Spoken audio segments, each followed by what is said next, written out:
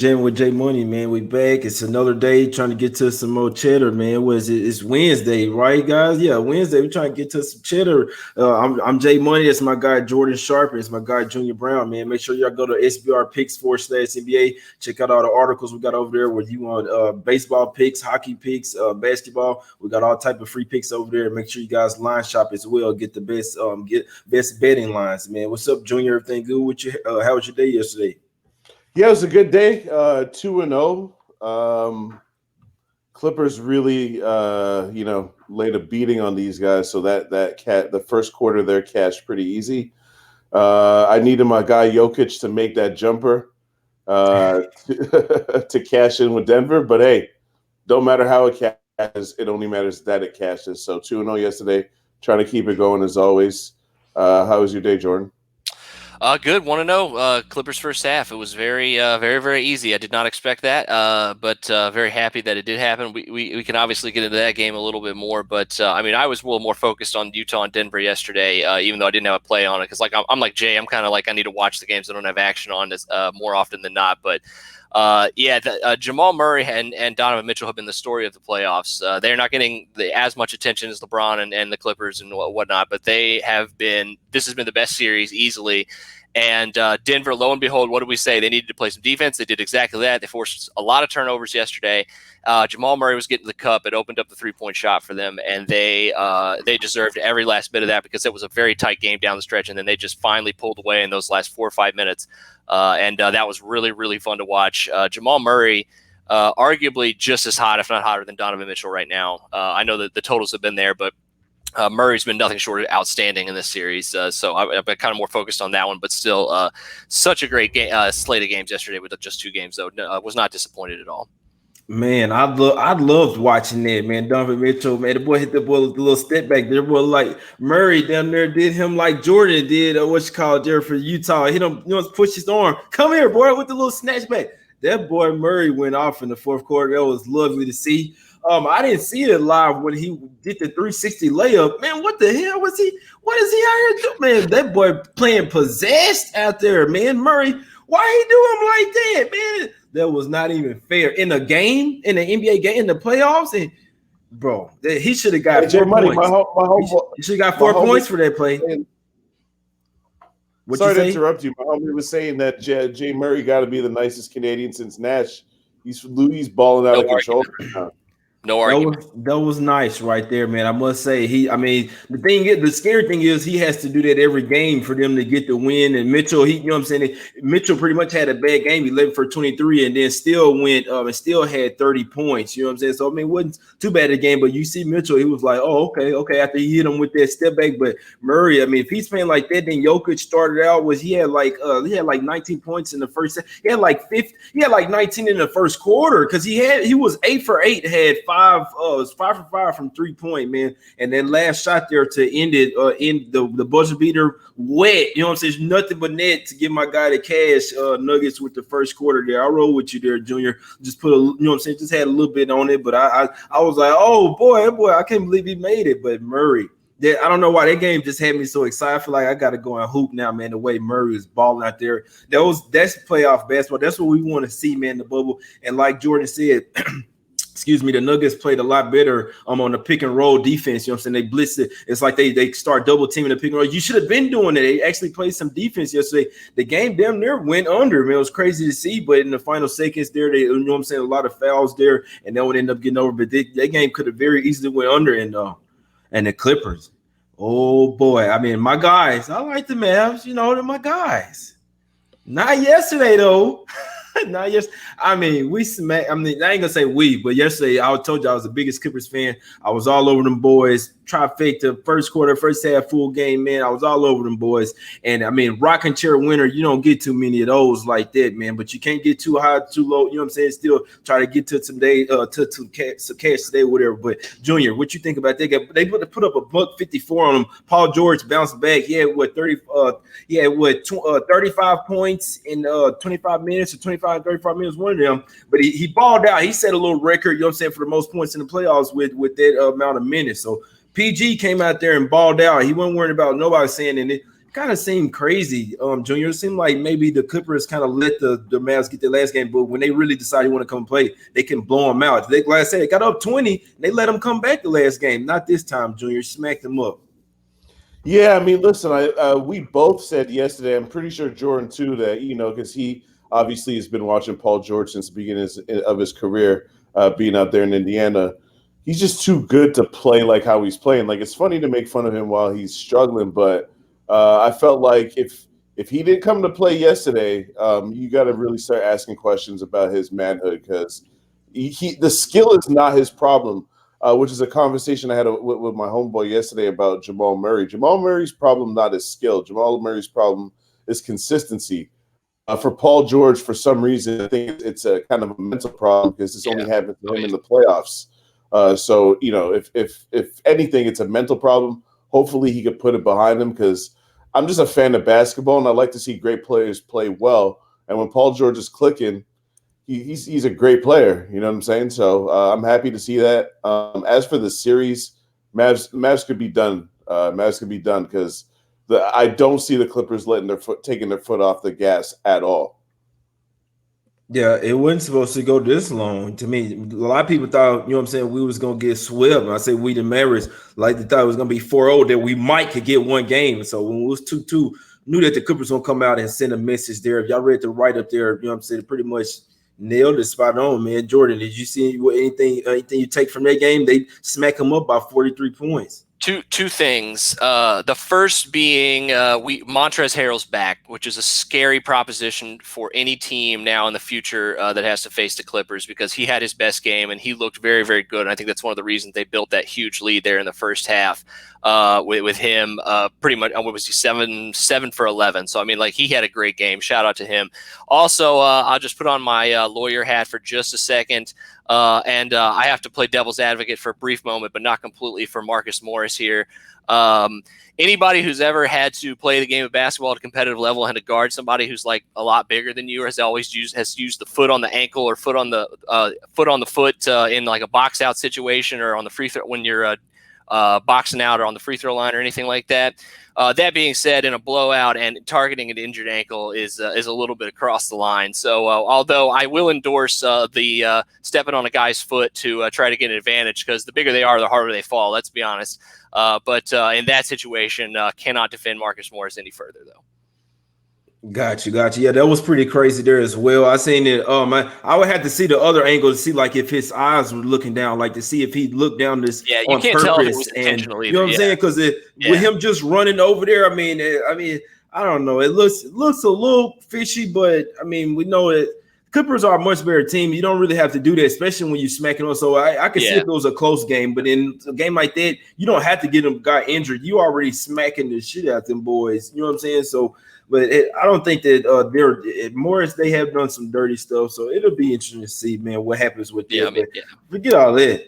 Let's get to today's game. I mean, nobody want to see a dirty play, man. You hate to see anybody get injured, you know, especially Luka with the boy Raw out there. People be hating on him. They don't want to see him ball, you know what I'm saying? But he's still nice. Even on a bad day, go for 30 on them boys. So, hey, it happens, but people don't want to see you shine out here, man. But Twitter just like came from Marcus Morris. I think it was just a little bit too much last night. Like, it was just like very, like, you know how Twitter gets a little bit when when somebody like Luka gets targeted like that, but targeted. I say that in quotation marks, you know what I mean? So it's just a little across the line a little bit in some instances. I mean, people on Twitter get out of hand, man. They be all right. We all three know that. We know that. But forget, you know what I'm saying? Forget all that. Let's get to some cash today, man. First game of the day, we got the Magic versus the Bucks here, Junior. You know what I'm saying? The total opened up at 226.5, sitting at 227 now.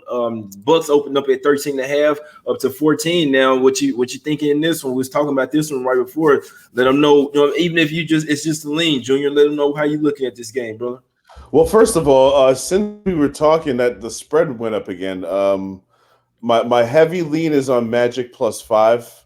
Obviously, I don't really want to step in front of the Milwaukee train right now, but these first quarter spreads that are over one possession, so basically, anything over 3, like Jordan said before we started, that's a plus EV proposition. That's why I always stay away from spreads of 3.5 or better. So I think that plus 5.25. That's a really, really disrespectful spread. I understand why the spread is like that because they're figuring that the Bucks are going to want to come out and just take care of business, and the Bucks are a much better first quarter, first half team than they are a second half. Sluggish a lot of times in the third quarters, whereas in the first quarters they usually put, when they're going to blow you out, it usually starts from really, really early with these guys, but. I just think that the Magic are a team, though, like we were talking about before the show started, they're not going to just come out and lie down. Now, that doesn't mean they won't get blown out, but it does mean they're going to give you what's at least required, which is effort. Now, Jay Money has been talking about, motivation, which is a big factor also because not only could they get sent to the house, like y'all said before the show, they're already at the house. They just got to get in an Uber and they're already at their home. Yeah. You know what I'm saying? That girl's gonna be parked right outside. They wives parked right outside. Yeah, they don't. And they gonna tell them. I'm telling you, listen. They gonna tell the wife bring the SUV outside. You're going to find the parking lot. No, I'm messing with you, man. I'm messing with you. Yeah. So it's a lean. It's not an official play, but the first quarter Magic is very, very interesting to me right now.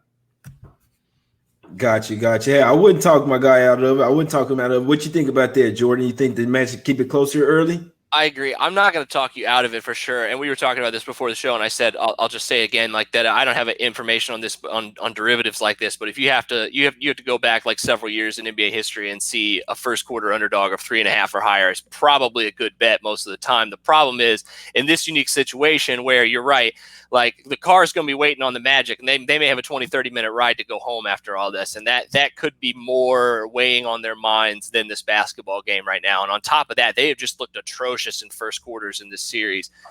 They have, I believe, the worst offensive rating in the first quarter so far in the 4 games of the playoffs right now at 84.5 points per 100 possessions. It's just not something I'm willing to trust with the motivation question. If the motivation factor was there, I think I'd ride with Junior on this, but I just can't do it right now.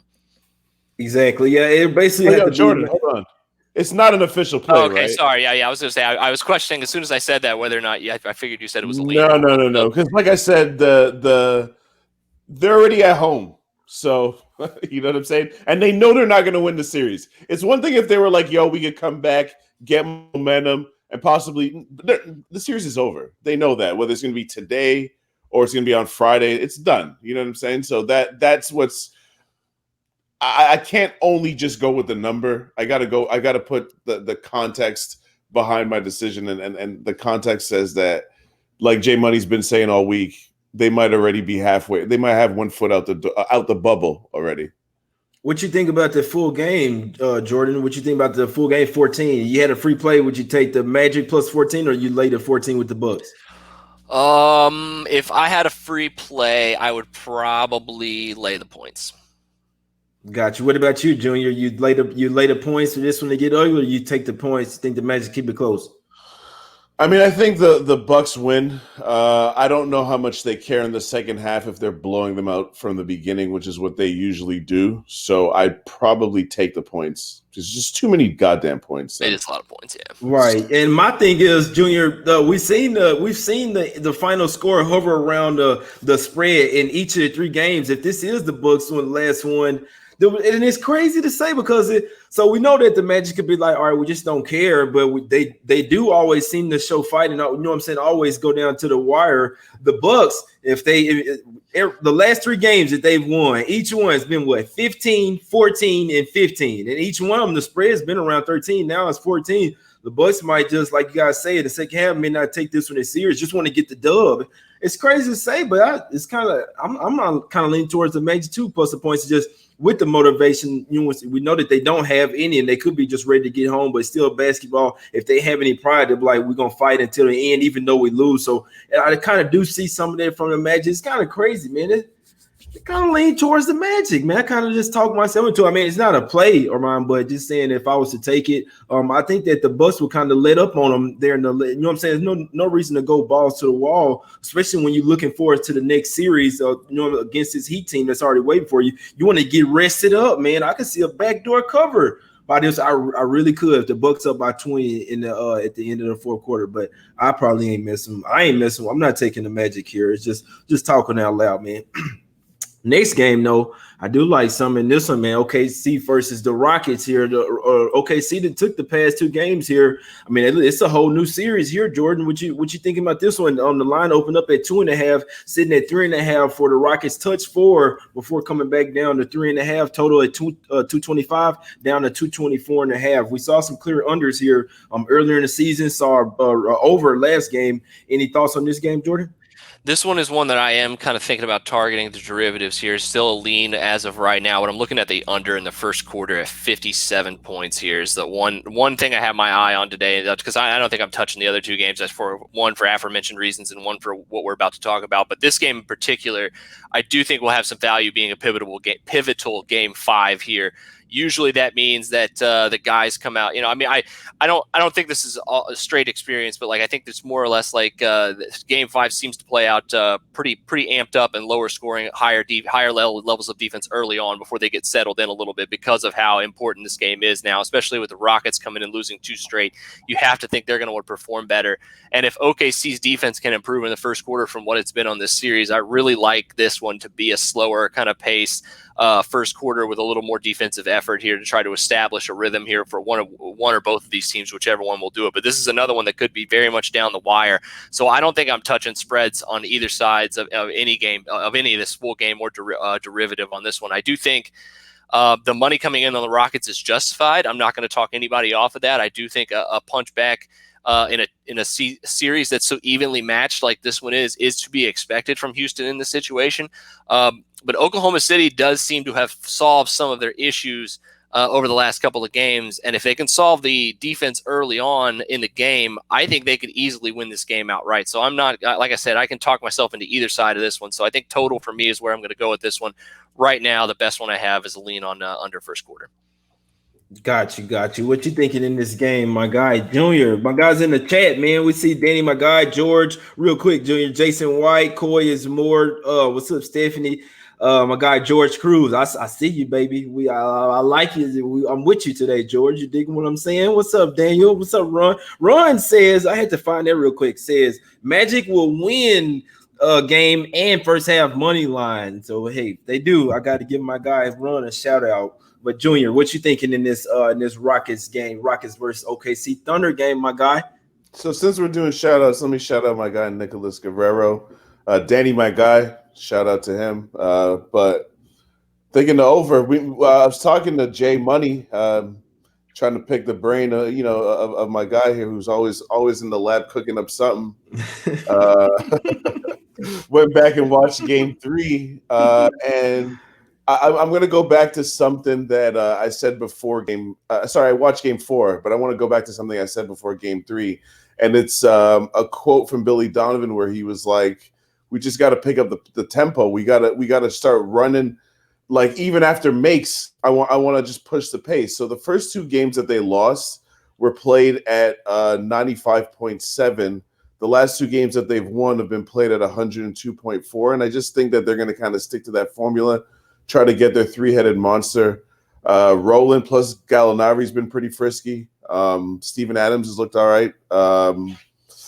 I don't like to go against Jordan's pick because even though my pick is on the full game over 224, it's not exactly against Jordan. But, I obviously need overs in every quarter. But I just think that for OKC to win, which is very possible, although I wouldn't put money on that because I just think that the Rockets are due. I just think that OKC is going to do their best to try and push the pace, and it's not like the Rockets are going to shy away from a fast pace. So I think 224 is a pretty achievable number. And the last 2 games went over, although anyone that had the over in Game 3 got pretty lucky because it was going way under until it went to overtime. But I just think that this game is going to go over, and it's going to be a goddamn close game. It's going to be a good one. I'm going to be watching this game for sure, live. Yes, sir. It's Harden's birthday, man. So yesterday I had to go get day before that thunderstorms came through. You dig what I'm saying? I know the thunderstorms came through. Yesterday I had to get a haircut at the Clippers.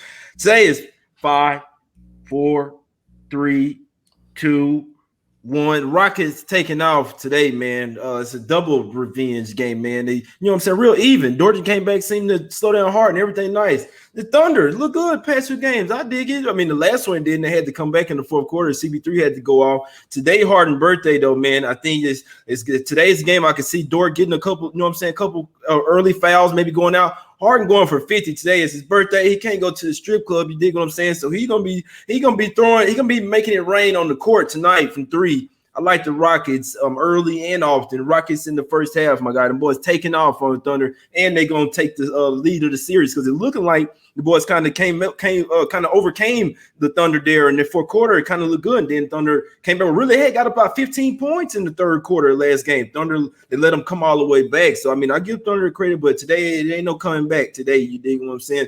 Rockets taking out. I like them. I don't wear red often, but I'm wearing it today. I like the Rockets today. George, I see you in the chat. I dig what you're saying. Yeah, strip club. Yeah, Hard can't make it there. You dig what I'm saying? When he get out, he probably celebrate. Hey, birthday was a month ago. Hey, I still celebrate. Nah, he making it rain on the court tonight, Junior. I told you this last night is when I've been sleeping on. I got the red on. You dig what I'm saying? I'm on the Rockets. You gonna ride with me, Junior, or what, bro? What's up? You gonna ride with me Rockets first half? What you gonna do, bro? What's up?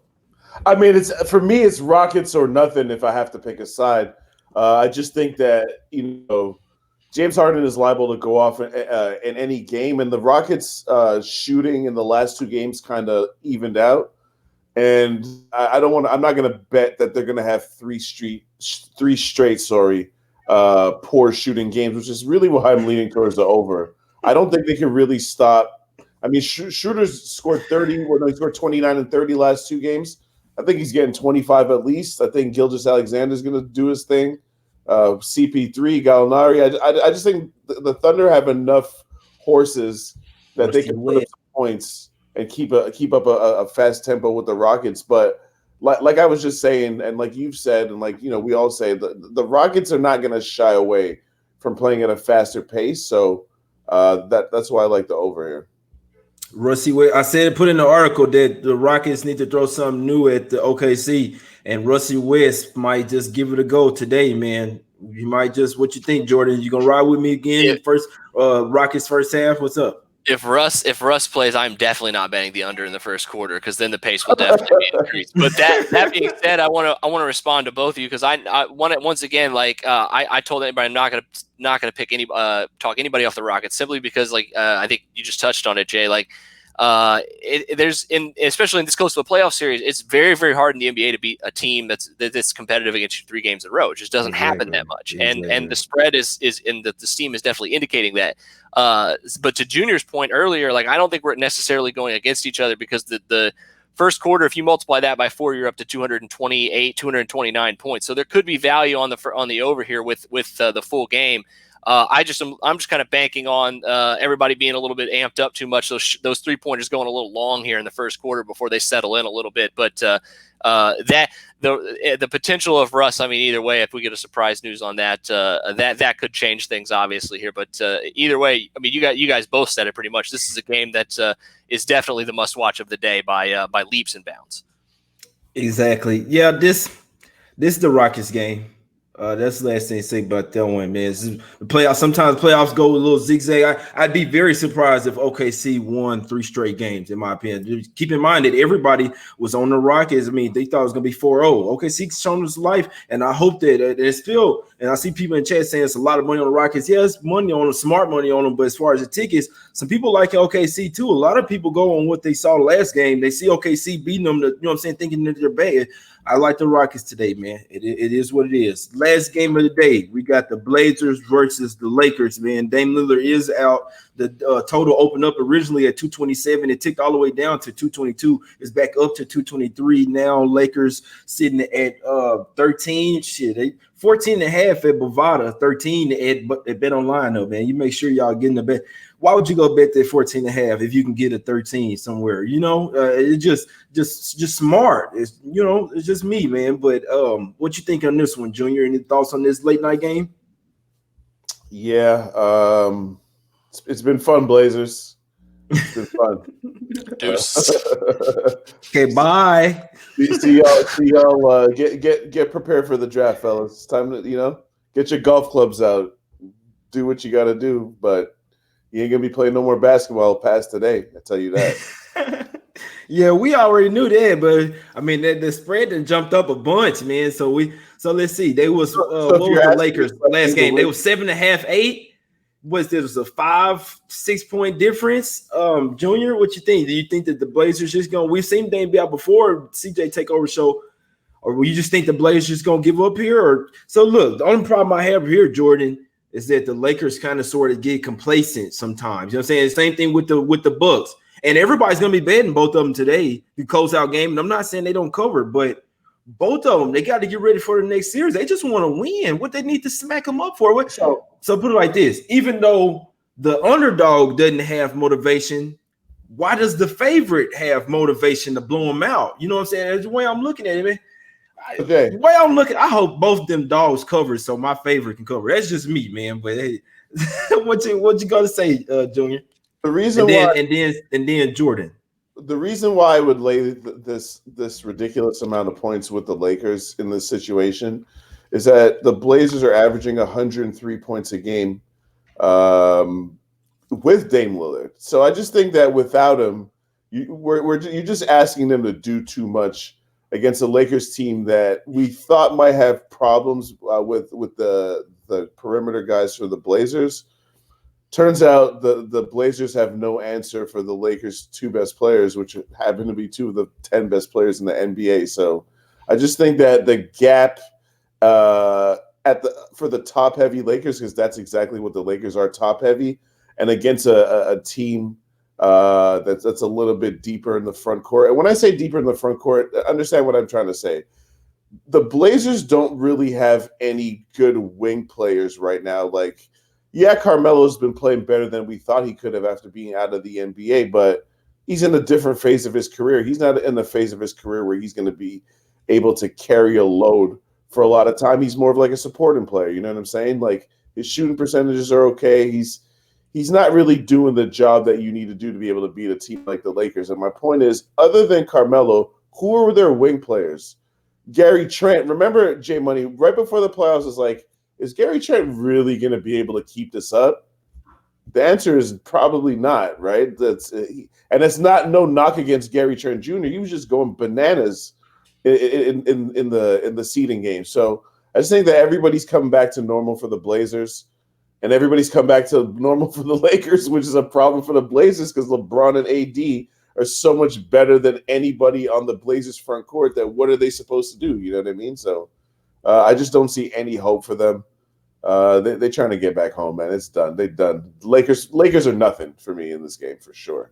Right. Yeah, I just like coming to talk it out with you guys, man, because I was leaning Lakers, but after talking it, in my opinion, there's no way I would take the Lakers tonight, and especially Jordan. I hate when they kind of rule the superstar out the day before because they give everybody time. Go and hop on this shit. They'll put it all over. Hey, Damian Lillard's out. Everybody go and hop on the Lakers, and they come out and win the game by 10. I don't know why. They've done it time and time and again, Jordan. It's just I got a funny feeling about this one, Jordan. That's the only thing I'm seeing, bro. Yeah, I mean, I'm not betting against the Blazers tonight. I think because of just what you just said, they could come out and really surprise some people if the Lakers don't come out focused. That being said, have we ever known LeBron in a closeout game, not especially the second half of his career, I should say, like in a closeout game, to not take it seriously, especially when he looks down the bracket and sees a series that's playing tonight and definitely playing 2 nights from now and could be playing a game 7 as well if they go 1-1 in these next 2 games. So I think the Lakers, you put your foot on their throat immediately in this game. Without Dame, I think LeBron's going to have his guys ready to basically destroy Portland early and often in this game. That being said, I'm not going to lay the points here because I think the Lakers do it more on defense. They've shown, as Junior mentioned, over the last 3 games since they lost game 1, their defense has turned a corner. It was the smack in the face that their defense needed, and they've held Portland to like 104 points per 100 possessions. And now you're telling me they're going to have to do that without Damian Lillard. No, thank you. If I did have a free play on this game, I would probably just bet the under and chase that steam, but it's been hit so hard because I think some people are thinking the same as I am. It's like the spread's untouchable, but without Lillard, how are the Blazers scoring 100 points? And finally, I don't know if you guys watch Inside the NBA or if you mute those guys when they come on at halftime or whatever pregame. But like one thing Charles Barkley did predict after game one was a sweep. The Blazers were going to sweep, but of course, he says dumb stuff like that all the time. But he actually does say like really intelligent stuff, obviously, in between his silly takes. And one of those things is that the Blazers miss Trevor Ariza. It's exactly what you guys are talking about. I can't believe I'm saying that, but at one point, Trevor Ariza was one of the more effective LeBron James defenders in the league. He's a little past his prime now, so maybe he's not as effective as he used to be, but he still was a tall three-point shooting wing that they could put out there and at least could stay in front of some guys still. Without him and Carmelo being more of a power forward these days, being forced to play small forward, it's just they're wide open spaces for these guys out on the perimeter and driving around in the paint. So it's tough for me to see the Blazers hanging in there. That being said, crazier things have happened. I could very easily see them hanging on for a quarter or two before the Lakers come out, maybe in the third quarter, turn things on, put their foot down on the gas pedal, and then annihilate them in the second half. Got you. Yeah, I'm not touching it, man. I'm not touching. I'm just saying, like I say, with me, I've seen this happen time and time again, especially with them. I mean, I already knew when he left the last game that he probably wasn't gonna play. But I'm just saying, the spread has jumped like six. It's jumped like six. Damn near 7 points from where it was last game. That's the only thing I'm saying. Usually when the start BIB 3 or 4 points, they didn't. It's really a large premium because the Lakers, and I just think everybody's just gonna go and bet the Lakers so easy tonight. So it was a lean. I didn't bet it. It was a lean overnight. I was like this one could be over. The Blazers, you know what I'm saying, gonna get blown out the water.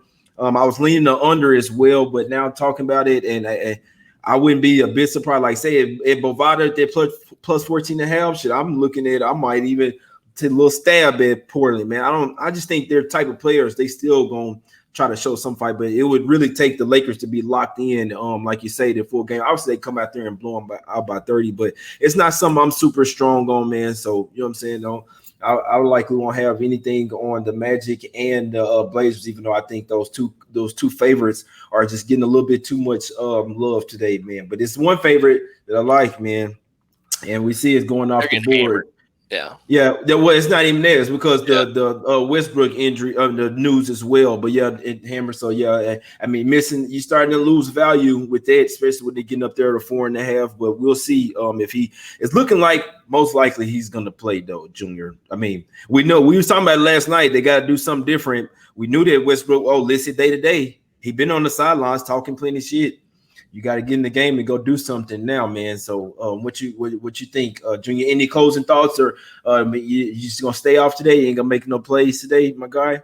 Yeah, I'm the over 224 in that Oklahoma City Houston game is an official play of mine. Got you. And then Westbrook being, if he does play, that'll obviously help as well.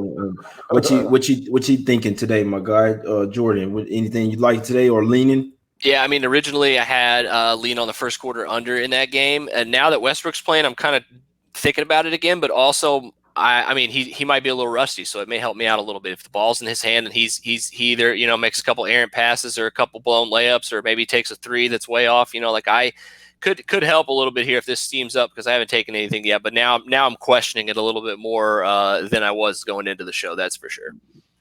Got you. Yeah, he isn't officially back. I see Jason White saying Westbrook come back. Not for sure, but they did upgrade him to questionable. Not most times that it's like usually, 8 times out of 10 the NBA got day-to-day questionable. He's gonna be upgraded to probable, and you might even see it touch 5 then. Let's see. You're gonna see all type. It's gonna, like I said, I'll be watching these spreads all day, man. That's what I do. I see where the money coming in, and that's why it's just tripping me out right now, Dad. Everybody up, because the Lakers did touch. They was at 13.5. They was at 14, and now I'm seeing 13.5 across the board. It's like somebody putting cheddar on the Blazers, like they really are. No lie, it's sharp cheddar being on them boys, man. I ain't just saying it's just me, but somebody thinking the same way I'm thinking, that maybe you might get point shaving LeBron tonight. But hey, no strong feeling on it, man. I'm wearing red. for you know what I'm saying, for the Rockets. Hope they lift off for me. Might have to drive down there to Houston, you know what I'm saying, or something. Hey, go to Houston Street or something. Go down here, go to South Dallas, something real quick, man. But we're gonna try to get to some cheddar today, man. Try to keep it going. Y'all come back and holler at us again tomorrow. Hit the like button if you can. Subscribe to the channel. You know what I'm saying. Share the show if you can. Tell everybody that y'all know, man. Everywhere you go in bed, tell them, hey, y'all know this NBA show I'll be watching. Pull up on your phone, sign in, hit the like button. You know what I'm saying. But we're gonna try to get to some cheddar today, man. Appreciate y'all for watching Jam with J Money.